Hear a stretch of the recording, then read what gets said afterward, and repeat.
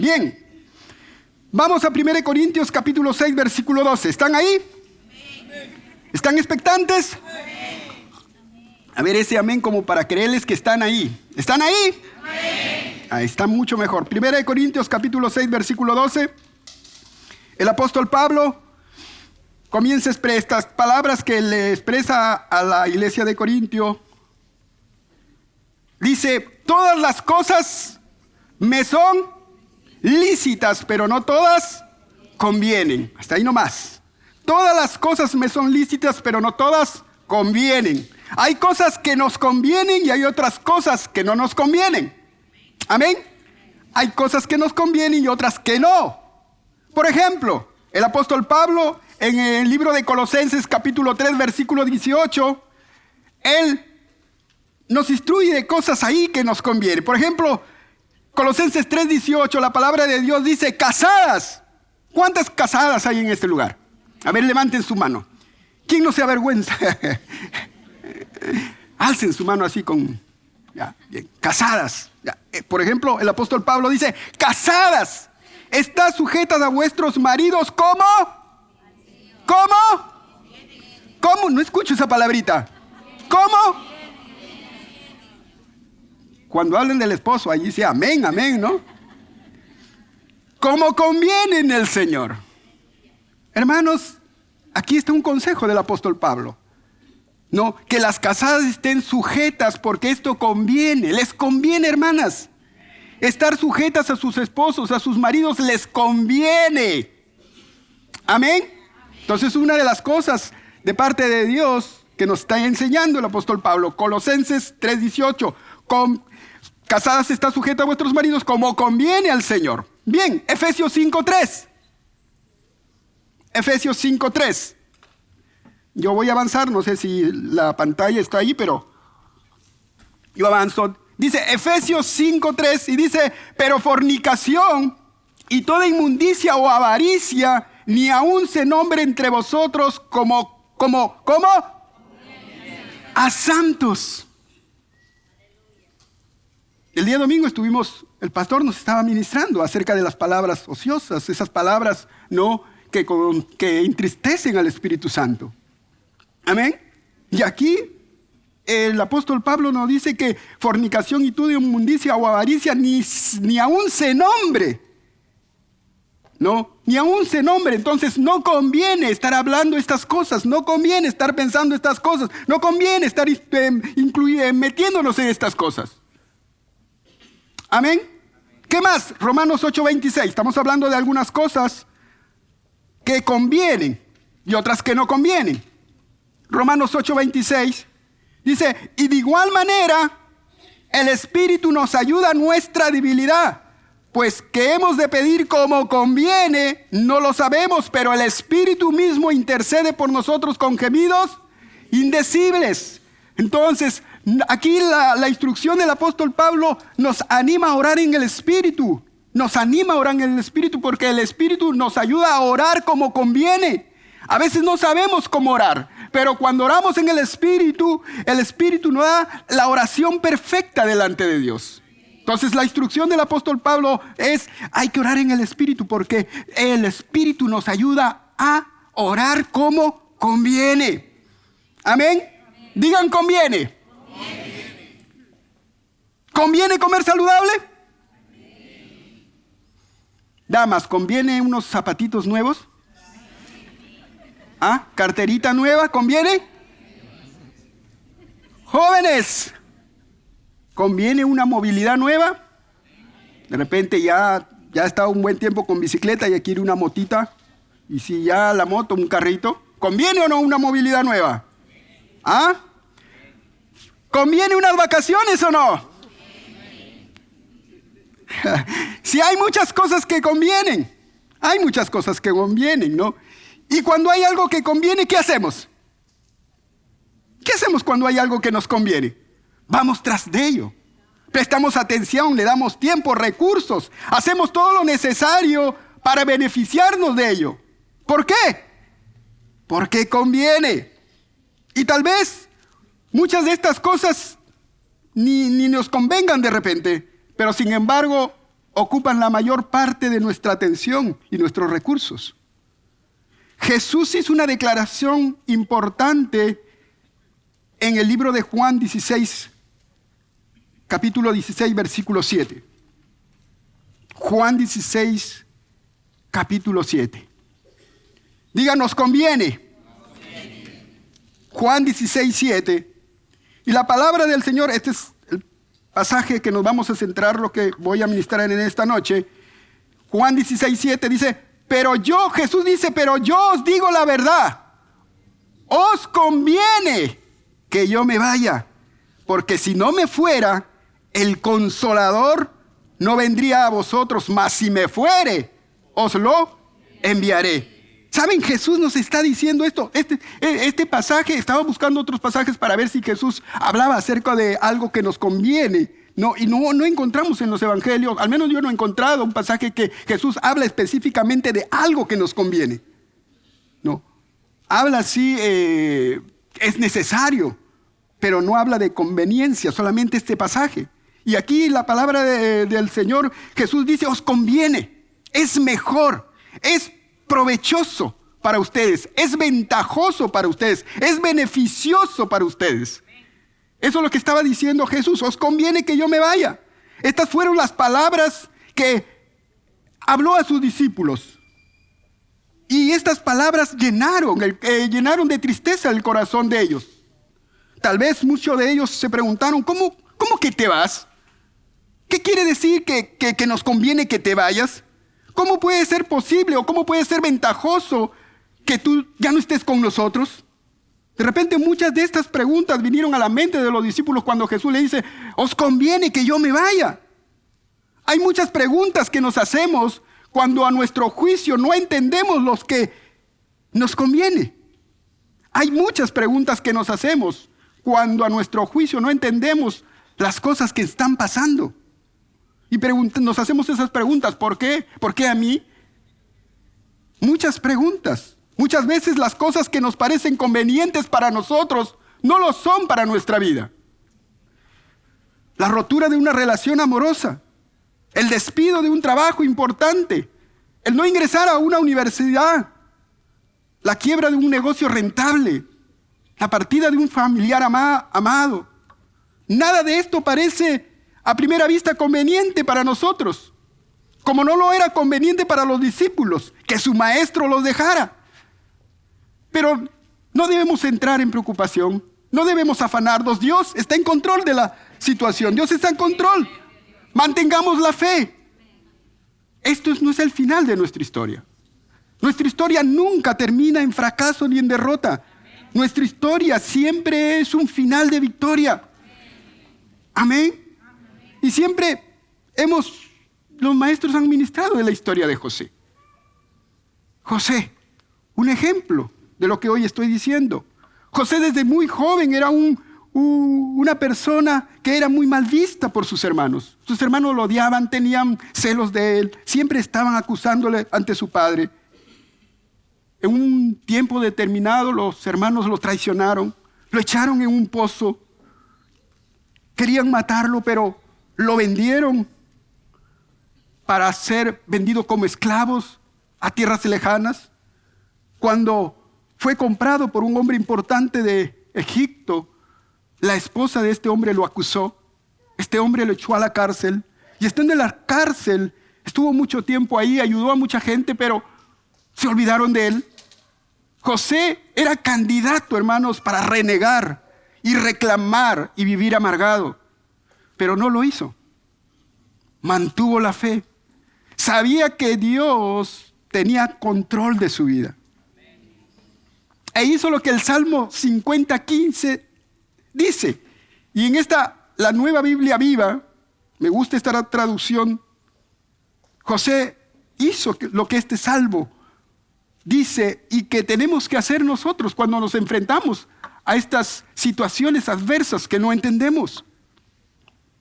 En esta versión dice, confía en mí, en tus tribulaciones, para que yo te libre y puedas darme la gloria. Confía en mí en tus tribulaciones para que yo te libre y puedas darme la gloria. Dios no dice que confíes en Él porque Él no vas a tener tribulaciones. Dice, Él no dice confía en mí porque no vas a tener tribulaciones. Dios dice que confíes en Él en tus tribulaciones, en medio de tus problemas, que confíes en Él en medio de esas situaciones que no parecen convenientes para tu vida. Confía cuando las cosas no van bien, confía cuando los resultados no son los que esperan. Confía en medio de la enfermedad, confía en medio de esa crisis económica, confía en medio de esa crisis matrimonial, confía, porque yo te libraré. Yo te libraré. Y tú me darás la gloria cuando lo haga. Amén. Eso es lo que sucedió con José. Eso es lo que sucedió con José. José confió en Dios y Él le libró. Y fue el hombre más importante después de Faraón. Muchas veces las cosas de las que parecen convenientes para nosotros no lo son. No lo son. Y muchas veces las cosas que no parecen convenientes para nuestra vida lo son. Y esas cosas nos llevan a nuestro destino. Jesús dijo, os conviene que yo me vaya. Imagínense en la mente de los discípulos. Habían estado con Jesús 3 años, habían vivido con Jesús, habían visto sus milagros. Y cuando Jesús le dice, os conviene que yo me vaya. Imagínense la mente de ellos. De sus propios labios, de lo profundo de su corazón, Él le dice, os conviene que yo me vaya. Y aquí quiero especular un poquito. Tal vez le hubiese gustado quedarse a Jesús. Tal vez le hubiese gustado quedarse a Jesús. ¿Y por qué digo eso? Porque cuando alguien ama, no desea apartarse del objeto de su amor. Y la Biblia dice que Jesús los amó hasta el fin. O sea, que amaba a sus discípulos. Posiblemente su deseo en su corazón era quedarse. Porque el que ama no desea apartarse del objeto de su amor. Si no, pregúntale a aquellos que se van a casar. Ahí están, pegaditos. Mañana, tarde y noche. Pero también el amor es sufrido. Y cuando alguien ama, no busca lo suyo. No busca su conveniencia, sino la del otro. Jesús no dijo, me conviene que yo me vaya. Jesús dijo, os conviene que yo me vaya. Recuerda, hermano, siempre que Dios hace algo para ti, lo hace en tu conveniencia.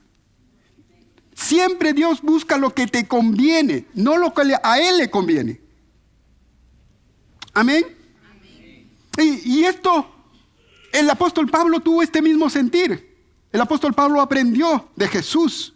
Y en Filipenses capítulo 1, versículo 21 al 25, Filipenses 1, 21 al 25,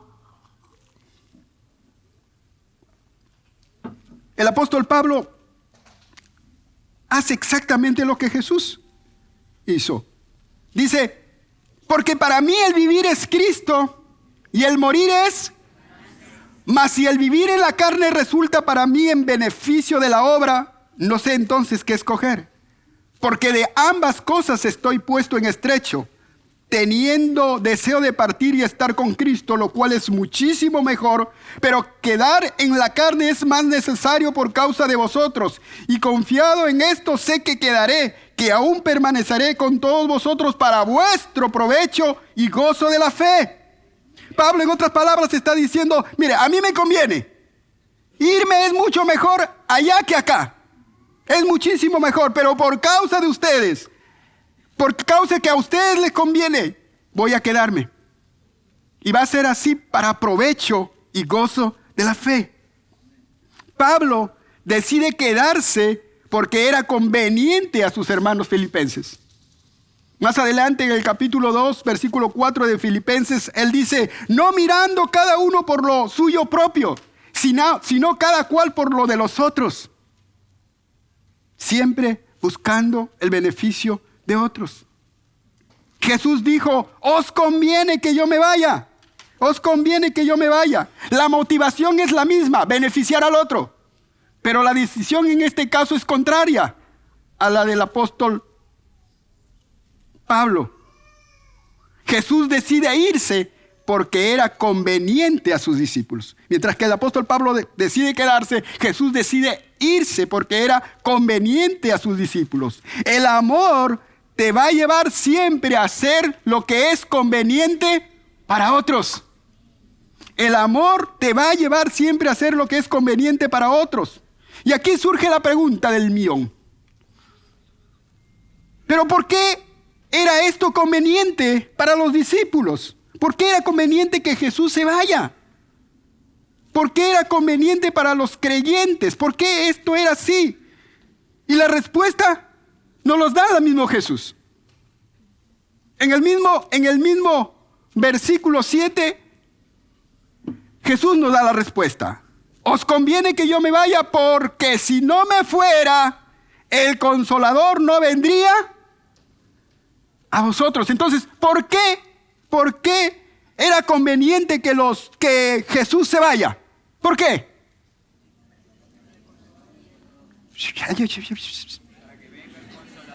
¿Por qué era conveniente? ¿Por qué Jesús le dijo a sus discípulos, os conviene que yo me vaya? ¿Por qué?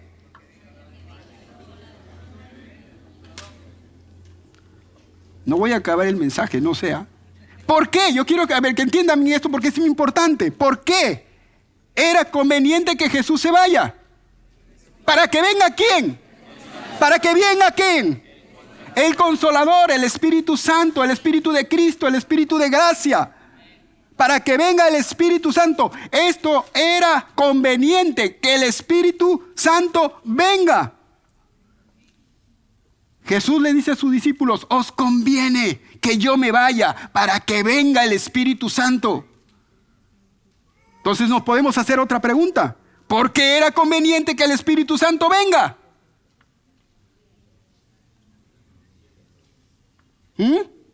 ¿Están ahí? Ya respondimos la primera pregunta. Jesús dijo, os conviene que yo me vaya. ¿Por qué? Porque el Espíritu Santo viene, venga. Ahora, ¿por qué es conveniente? ¿Por qué fue conveniente que el Espíritu Santo venga? Seguro que hay muchas respuestas en su corazón. Hemos aprendido, somos una iglesia que vamos aprendiendo cada día más. Hay muchas respuestas en su corazón. Yo he puesto 3 y voy a compartir con ustedes estas 3 puntos por el cual es conveniente o haya sido conveniente que el Espíritu Santo venga. Amén. Entonces la primera es, marcaría un antes y un después en los tiempos de Dios. Marcaría un antes y un después en los tiempos de Dios. Amén. El retorno de Jesús a la diestra del Padre, después de haber acabado la obra que Él encomendó y de haberse presentado su sangre en el santuario celestial y habiendo efectuado la purificación de nuestros pecados por medio de sí mismo, dice la palabra que se sentó a la diestra de la majestad en las alturas. Él se sentó a la diestra de la majestad de las alturas. Y el apóstol Pablo en Filipenses 2 dice, por lo cual Dios también lo exaltó hasta lo sumo y le dio un nombre que es sobre todo nombre, para que en el nombre de Jesús se doble toda rodilla de los que están en los cielos, en la tierra y debajo de la tierra, y toda lengua confiesa que Jesucristo es el Señor, para gloria de Dios el Padre.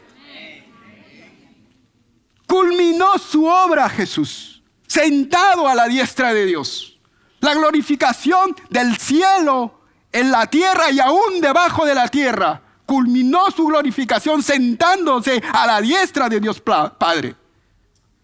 Estos hechos ocurridos en el cielo y descritos en la Biblia dieron por finalizado la obra de Cristo y una dispensación o un tiempo llamado ley. La dispensación de la ley o el tiempo de la ley. Esto es muy importante porque cuando comenzamos a entender los tiempos de Dios, podemos distinguir muchas enseñanzas para nuestra vida. Y cuando Jesús se sentó a la diestra de Dios, este tiempo, el tiempo o la dispensación de la ley que abarca desde Moisés hasta Jesús, terminó ese tiempo. Y empezó un nuevo tiempo. A partir de la venida del Espíritu Santo. La venida del Espíritu Santo marca un antes y un después en los tiempos de Dios. La venida del Espíritu Santo de una manera plena, abundante y para siempre. Recuerden, antes el Espíritu Santo venía a hombre de Dios, a profeta en ciertos momentos para hacer algo, para decir algo, para lograr algo. El Espíritu Santo venía y se iba. Pero esta vez la venida del Espíritu Santo era para quedarse para siempre. Amén. Marcaría el inicio de una nueva dispensación o tiempo llamado el tiempo, la dispensación de la gracia. Ese es el tiempo que nos ha tocado vivir, amados. El tiempo de la gracia, el tiempo favorable del Señor. Es el tiempo del favor de Dios. Vivimos en el tiempo más glorioso, hermanos. Más glorioso. Y este tiempo, este tiempo de la gracia, esta dispensación de la gracia sería un hito muy importante. El Espíritu Santo viniendo en este tiempo sería un hito muy importante para los planes de Dios en relación del establecimiento de su reino en este mundo. Muchas de las promesas bíblicas encontradas en el Antiguo Testamento enfatizaban el hecho que la presencia del Espíritu Santo sería la característica del reino de Dios en esta dispensación. No podemos echar de lado al Espíritu Santo. Es la persona más importante en este tiempo. Si hay un reclamo, díganselo a Dios. Pero es la persona más importante y que marca un antes y un después en los tiempos de Dios. Es el tiempo de la gracia. Es el tiempo del favor de Dios. Es el tiempo del Espíritu Santo. Así estaba escrito. Isaías 32:15. Isaías 32:15.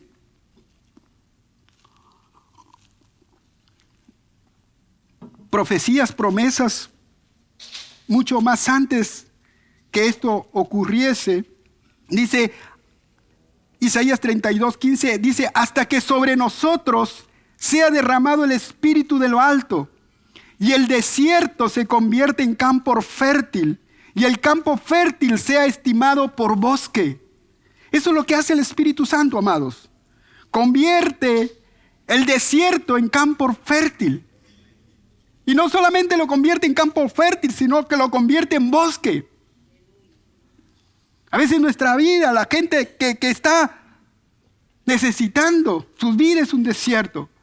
Pero el Espíritu Santo hace una obra tremenda en ellos. Y también en los cristianos. ¿Han pasado por tiempos desérticos o no? Yo no sé, de repente ustedes no, porque son santo, pero yo he pasado por mucho tiempo así. ¿Cuántos conocen? Yo vengo de una iglesia tradicional donde no cuadraban las cosas. Y tenía un anhelo en mi corazón por cosas mayores, por cosas que hablaban en la palabra de Dios. Y cuando conocí acerca del Espíritu Santo, realmente trajo satisfacción a mi vida. Era un desierto, pero se convirtió en un campo fértil. Amén. Y Él está tratando con mi vida para que también sea un bosque. Amén. Isaías 44:3. Isaías 44:3. Vamos rapidito. Porque yo derramaré aguas sobre el sequedal y ríos sobre la tierra árida. Mi espíritu derramaré sobre tu generación y mi bendición sobre tus renuevos. Gloria a Dios, mi espíritu derramaré sobre tu generación. Esta generación, amados, que nos ha tocado vivir, podemos reclamar esa promesa. El Espíritu Santo está aquí para moverse, para ungir a esta generación, para obrar en esta generación. Las mamás pueden decir que el Espíritu Santo es también para sus hijos. Bendición sobre mis renuevos, bendición sobre nuestros hijos. Amén. Ezequiel 36, 26, 27. Ezequías 36, 26, 27. Y dice, os daré corazón nuevo y pondré espíritu nuevo dentro de vosotros. Y quitaré de vuestra carne el corazón de piedra y os daré un corazón de carne, y pondré dentro de vosotros mi espíritu, y haré que andéis en mis estatutos, y guardéis mis preceptos, y los pongan por obra. Hermanos, solamente el espíritu puede hacer eso. En nuestra carne, imposible. Lo hemos intentado, lo he intentado. Y no se puede. No se puede. Es en el espíritu que podemos guardar los preceptos de Dios. Los mandamientos de Dios, los mandamientos que Él nos pide por amor. Joel 2, 28, 29. Joel 2, 28, 29. Y dice, y después de esto derramaré mi espíritu sobre toda carne. Y profetizarán vuestros hijos, vuestras hijas, vuestros ancianos soñarán sueños, y vuestros jóvenes verán visiones. También sobre los siervos y sobre las siervas derramaré mi espíritu en aquellos días. Amados, el Espíritu Santo es para todos. Es para todos. A Él no le interesa la condición social, no le interesa el color de tu piel, ni tus grados académicos. El Espíritu Santo es para todos. Amén. Marcos 1:8. Marcos 1:8, y Juan decía esto, Juan el Bautista decía, yo a la verdad os bautizo con agua, pero Él os bautizará con Espíritu Santo. Hermanos, todas estas promesas de Dios están relacionadas al ministerio del Espíritu Santo. Y Jesús conocía estas promesas, conocía lo que el Espíritu iba a hacer en su tiempo. Por eso les dice a sus discípulos, os conviene que yo me vaya. Es más, incluso cuando Jesús resucita, porque podría haber dicho, bueno, ya resucité, yo puedo estar aquí y allá. Pero aun cuando Jesús resucita, le dice en Lucas 2:49, he aquí yo enviaré la promesa de mi Padre sobre vosotros, pero quedaos vosotros en la ciudad de Jerusalén hasta que seáis investidos de poder de lo alto. Amén. El Espíritu Santo marca un antes y un después en los tiempos de Dios. Es triste saber que muchos creyentes o iglesias no se benefician de lo que Jesús dijo que era provechoso, que era beneficioso. Hay muchas cosas que creen en Jesús y hacen caso lo que Jesús dice, pero cuando se trata del Espíritu Santo un poco que les espanta. No hacen lo que Jesús dijo que era provechoso. Muchos incluso no creen en el Espíritu Santo, tristemente. Y otros que creen, entre comillas, como parte de la Trinidad. No, sí, el Espíritu Santo es Dios. Jamás se benefician del ministerio, de su obrar.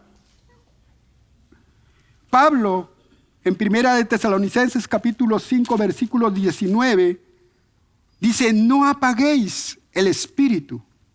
No apaguéis el espíritu. En Palabra de Dios para Todos, esta versión dice, no detengan la obra del Espíritu. No detengan la obra del Espíritu. El Espíritu Santo quiere obrar. Es su tiempo. Es su tiempo. Es el tiempo de la gracia. Es como que el Espíritu Santo se mueve como pez en el agua. Es su tiempo. Él quiere obrar. Y muchos cristianos detienen el obrar del Espíritu Santo porque no creen. Y si no creen, jamás verán el mover de Dios en sus vidas a través del Espíritu Santo. Amén. Era importante que el Espíritu Santo venga porque marcaría un antes y un después en los tiempos de Dios. Pasó el tiempo de la ley, ahora viene el tiempo de la gracia. Punto número 1. Punto número 2. ¿Por qué era conveniente que el Espíritu Santo venga? Número 2. Porque marcaría un antes y un después a todos sus discípulos. ¿Cuántos discípulos de Jesús hay en este lugar? Marcaría un antes y un después a todos sus discípulos. Para Jesús, la llegada del Consolador sería más beneficioso para sus discípulos que su presencia corporal aquí en la tierra. Era mucho más beneficioso que el Espíritu venga que la presencia física y corporal de Jesús aquí en la tierra. Hoy no tenemos a Jesús físicamente con nosotros, pero tenemos al Espíritu Santo. Quien manifiesta a Jesús en nuestros corazones de una manera real, amados. El Espíritu Santo. A veces pensamos que los discípulos de Jesús, en la época de Jesús, fueron más bendecidos que nosotros. Porque ellos podían ver a Jesús, podían hablar con Jesús, tocarle, verle, ver sus milagros. Pero no nos damos cuenta que nosotros somos más bendecidos que ellos. ¿Por qué? Porque lo tenemos a través del Espíritu Santo. Y podemos tener comunión con Jesús a través del Espíritu Santo. Y Jesús lo dijo. Jesús lo dijo, le dijo a Tomás. Le dijo a Tomás en Juan 20:29, Jesús le dijo, porque me has visto, Tomás, creíste. Bienaventurados los que no vieron y creyeron. Y aquí recordamos lo que nuestro pastor nos dice, palabra Macarios, doblemente felices, doblemente felices. Podemos disfrutar a Jesús a través del ministerio del Espíritu Santo, por la fe. Amén. La ausencia física del Señor nos ayuda a crecer en fe de una forma mayor, como si Él estuviera a nuestro lado. Para los apóstoles, la presencia del Señor con ellos les ofrecía un marco de seguridad que les impidía avanzar en fe. Si se han dado cuenta, cuando los hijos están bajo tutela de los papás, ¿no? A veces se relajan, ¿no? Y no quieren ayudar en la cocina, no quieren barrer. Ellos asumen que el papá o la mamá lo van a hacer y no crecen, no maduran. Pero cuando salen del seno de la familia, entonces se dan cuenta y comienzan a obtener responsabilidades, a hacerse responsables. Tan igual así. Mientras que Jesús estaba en la tierra, le brindaba una mayor seguridad, confianza a los discípulos. Pero cuando Jesús se fue, los cristianos comenzaron a crecer en fe. Comenzaron a ser más osados, más valientes. Cuando Jesús estuvo en la tierra, los evangelios describen que multitud le seguían. Multitud. Pero también describe que muchos lo dejaron. Mucha gente lo dejaron. La Biblia describe a 12 que Él llamó, a 70 que Él envió. Pero al final de su ministerio, solamente quedaron 120. 120 personas. 120 permanecieron en el aposento alto orando y esperando la promesa del Padre. Y cuando el Espíritu Santo descendió y los llenó, el Espíritu Santo hizo un milagro tremendo en sus vidas. Y comenzaron a predicar con osadía. Y dice Hechos 2:41 que 3,000 personas recibieron a Cristo en un solo día. Todo el ministerio de Jesús, 120, en un solo día. Después de la llegada del Espíritu Santo, 3,000 personas en un solo día. En Hechos 4:4 dice, pero muchos de los que habían oído la palabra creyeron y el número de varones era como de 5,000, 3,000, 5,000. Hechos 6:7 dice, y crecía la palabra del Señor, y el número de los discípulos se multiplicaba grandemente en Jerusalén. También muchos de los sacerdotes obedecían a la fe. Aún los sacerdotes obedecían a la fe. Ahora, no solamente crecían en número. No solamente crecían en número. Hechos 2:42 dice, y perseveraban en la doctrina de los apóstoles, en la comunión unos con otros, en el partimiento del pan y en las oraciones. El Espíritu Santo vino para marcar un antes y un después en la vida de sus discípulos y en la vida de todos sus discípulos.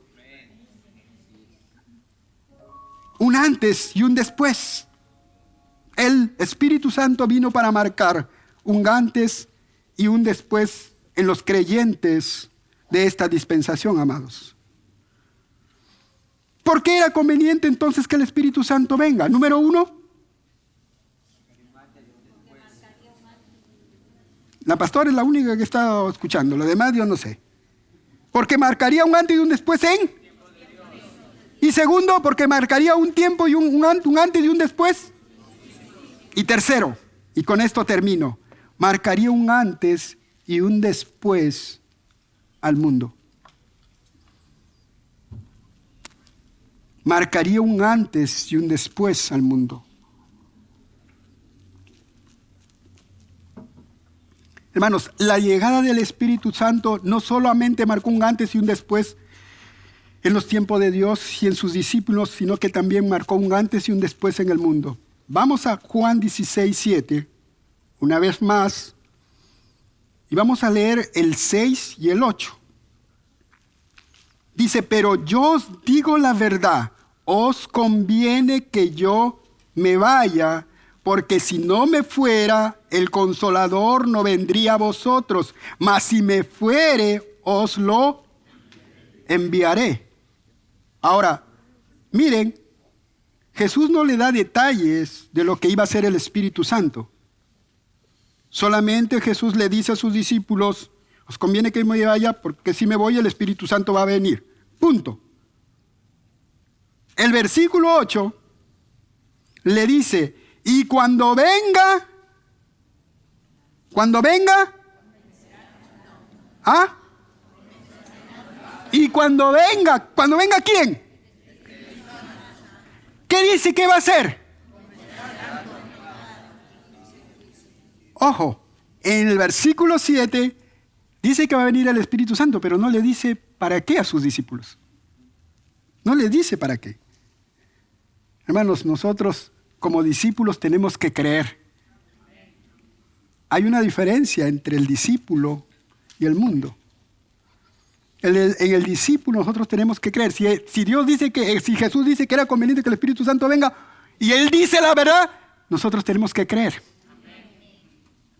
Pero sí comienza a especificar lo que el Espíritu Santo iba a hacer en el mundo. Y dice, y está ahí, 7:8. Y cuando venga el Espíritu Santo, convencerá, digan convencerá, al mundo de pecado, de justicia y de juicio. Amados, el hombre no puede llegar a entender lo que es el pecado, la justicia y el juicio sin la ayuda del Espíritu Santo. Sin la ayuda del Espíritu Santo. Dios, en su inmensa bondad, envió al Espíritu Santo al mundo para convencerlo. Ahora hay que tener en cuenta que hemos aprendido esto. El Espíritu Santo, con relación al hombre y con relación al hombre que no es creyente, el Espíritu Santo está al costado de él, convenciéndolo. Pero el Espíritu Santo en la persona que lo recibe al Señor Jesús, el Espíritu Santo está dentro de él. ¿Y la otra área cuál era? ¿El otro aspecto del Espíritu Santo? Sobre él. Para poder entender, el Espíritu Santo al costado del hombre. Por eso la Biblia dice, porque de tal manera amó Dios al mundo. Dios ama al mundo. Y envió al Espíritu Santo para convencerlo. Para convencerlo. Ahora, esta palabra, convencerá, significa probar culpabilidad. Probar culpabilidad. El Espíritu Santo prueba la culpabilidad del hombre y se lo hace saber para traerlo a convicción y éste pueda tomar una decisión. Hay un antes y un después de la llegada del Espíritu Santo. El hombre tiene que decidir, porque el Espíritu Santo está trayendo convicción, probándole culpabilidad para que tome una decisión. El Espíritu Santo prueba la culpabilidad del mundo en 3 áreas o en 3 aspectos. Número 1, dice de pecado. En el versículo 9 añade, de pecado por cuanto no creen en mí. De pecado por cuanto no creen en mí. El Espíritu Santo convencerá al mundo de pecado. De pecado. De pecado. De pecado. No me rayé. Solamente estoy enfatizando. De pecado. No dice de pecados. No dice de pecados. Dice de pecado. Hay un pecado que va a condenar al hombre. No son sus pecados. A veces la gente piensa, oh sí, si te vas al cielo, si mueres, ¿a dónde te vas? No, depende de mis pecados, dice. No, de pecado por cuanto no creen en mí. ¿Cuál es el pecado más grande en todo el mundo? ¿Y quiénes son los pecadores más grandes de esta era? Incredulidad. Ahí lo dice, de pecado por cuanto no creen en mí. La condición de incredulidad es muy grave y no hay remedio si una persona rehúsa aceptar a Cristo. El ser humano de nuestro tiempo, quien quiera que sea, si rechaza a Jesucristo, se convierte en el más grande pecador. Jesús dijo en Juan 15:22. Juan 15:22.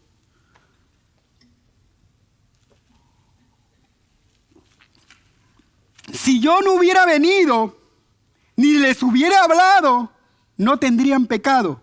Pero ahora no tienen excusa por su pecado. Todos los que rechazan el Evangelio son responsables de su decisión en cuanto a Jesucristo. Rechazar a Jesús es el pecado que te va a llevar a la condenación.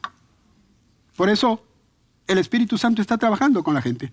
Y por eso tenemos instrucciones en la palabra de orar por la gente. Nosotros oramos, pero el Espíritu Santo está trabajando, está chambeando, está haciendo su obra. Este es su tiempo. Y está trabajando con la gente del mundo. Por eso no tenemos que dejar de orar. Tenemos que continuar orando para que el Espíritu Santo siga moviéndose en esas personas. Trayendo convicción de pecado. Amén. B, de justicia. De justicia por cuanto voy al Padre y no me veréis. De justicia por cuanto voy al Padre y no me veréis. Ay, ministro, que el pastor no está enseñando que el Espíritu Santo convence de pecado, convence de justicia a los creyentes. Sí, también. También es una obra del Espíritu Santo. Está conveniente, está trayendo convicción también a los creyentes. Y lo vamos a explicar. Esta era una parte que me aguanté un poquito, porque hay cosas ahí de justicia por cuanto voy al Padre y no me veréis. Algo que no entraba. De justicia por cuanto voy al Padre y no me veréis. De justicia. Hermanos, a ver, yo le dije, Espíritu Santo, ayúdame en esta parte. El que lo toma, lo toma. Y el que no, no sé. De justicia. Hermanos, una cosa es justicia para salvación. ¿Cómo es que hemos sido salvos? No. Dios así, Jesús es nuestra justicia. ¿Correcto? La Biblia dice que el justo por la fe vivirá. Ahora esta es la segunda parte. Necesitamos la justicia de Dios para ser salvos. Y ahí estamos bacán, excelente. Pero después necesitamos caminar en la justicia de Dios. Porque el diablo viene a nuestra mente a querer seguir ganando el favor de Dios con nuestras obras. Y por eso el Espíritu Santo necesita seguir convenciéndonos, aún nosotros que somos creyentes, de justicia. Amén. Por eso dice, el justo por la fe vivirá. Hermanos, la justicia es un punto básico para poder vivir en fe. Tú no puedes vivir en fe si no sabes de la justicia de Dios. Si sabes de la justicia de Dios, caminarás en fe. Si no, estás frito. Vas a volver a querer tratar de hacer obras de justicia. Y no se puede. No se puede. Entonces, aclarado el asunto, sí, el Espíritu Santo sigue trabajando con el creyente, porque se sale, y eso en los epístolas encontramos muchos que se salían querer obtener el favor de Dios a través de sus obras. El Espíritu Santo sigue trabajando en el cuerpo de Cristo, en los creyentes, pero también el Espíritu Santo viene a traer, convencer de justicia por cuanto voy al Padre. Por cuanto voy al Padre. Sabemos que la palabra de Dios no está ahí por gusto. El Espíritu Santo convencerá de justicia de manera que podemos entender que la única forma de salvarnos es a través de Jesús, el justo. Nuestra injusticia por su justicia. Ahora, ¿cómo sabemos que Él fue justo? ¿Cómo sabemos? Dice, de justicia por cuanto voy al Padre. Si Él no hubiera sido justo, Él no hubiera ido al Padre. Él se hubiera quedado adentro o abajo. Porque Él recibió todos los pecados del mundo. La prueba de que Él es justo es porque fue recibido en los cielos y sentado en gloria. Y eso le está diciendo, de justicia por cuanto voy al Padre y no me veréis. Y esto también entra, hoy no me veréis. ¿Qué tiene que ver aquí esto? No me veréis. Hermanos, necesitamos creer acá en la justicia de Dios. Es por fe. Es por fe, no tienes que sentirlo, es por fe. Ya no me vas a ver. Tienes que creer lo que yo te he dicho. La justicia es por fe. La justicia es por fe. Amén. Por eso que el apóstol Pablo en Romanos 4:25 dice, fue entregado por nuestras transgresiones y resucitado para nuestra justificación. No solamente han sido restados nuestros pecados, sino que también su justicia nos ha sido sumada o añadida. Y esto es de suma importancia porque usted y yo necesitamos justicia. No es suficiente tener los pecados perdonados. No podemos estar ante la presencia de Dios si somos nada más y nada menos que pecadores perdonados. Para poder estar en la presencia de Dios necesitamos justicia y esa solamente la tenemos de Jesús. Filipenses 3:9, el apóstol Pablo dice, y ser hallado en Él, en Jesús, no teniendo mi propia justicia derivada de la ley, sino la que es por fe en Cristo, la justicia que procede de Dios sobre la base de la fe. Amén. Si debemos tener alguna posición delante de Dios, debemos estar unidos a Cristo. Él es nuestra justicia. O tenemos tanto derecho en el cielo como tiene Cristo, o no tenemos en absolutamente ningún derecho de estar ahí. Él fue entregado por nuestras transgresiones y resucitado para reclamar nuestra justicia. Y punto último. ¿Cuántos dicen amén? Amén. ¿Se quieren ir?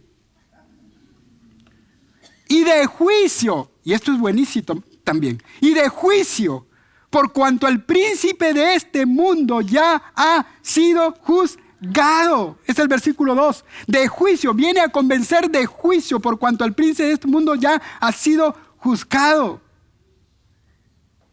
Hermanos, el Espíritu Santo viene a convencer al mundo de juicio. El príncipe de este mundo ya ha sido juzgado. Vivimos en un mundo que ya ha sido juzgado. El príncipe de este mundo ya ha sido juzgado. No va a ser juzgado algún día. Ya ha sido juzgado. Mucha gente piensa, mire, no, voy a esperar, no, ya cuando el Señor me juzga, a ver, veré si es que paso piola por ahí. No, hermanos, hay lo que según conocemos, hay el juicio de Cristo y el gran juicio del gran trono blanco. Uno es para premiación y el otro es para condenación. O sea, ahí ya no hay alternativa, simplemente van a hacer efectiva lo que ya ha sido juzgado. Y la cabeza, el príncipe de este mundo, recuerden que en ese entonces Jesús todavía no había ido a la cruz. ¿Ya? Pero cuando vino Jesús a la cruz, entonces, frito Satanás. El príncipe, la cabeza de este mundo, ya ha sido juzgada. Así como nosotros, ¿quién es nuestra cabeza? ¿Y nosotros somos? ¿Y dónde estamos? En Cristo. ¿Y Cristo dónde está? ¿Y nosotros con quién estamos? Ahora exactamente sucede con el mundo. ¿Quién es la cabeza del mundo?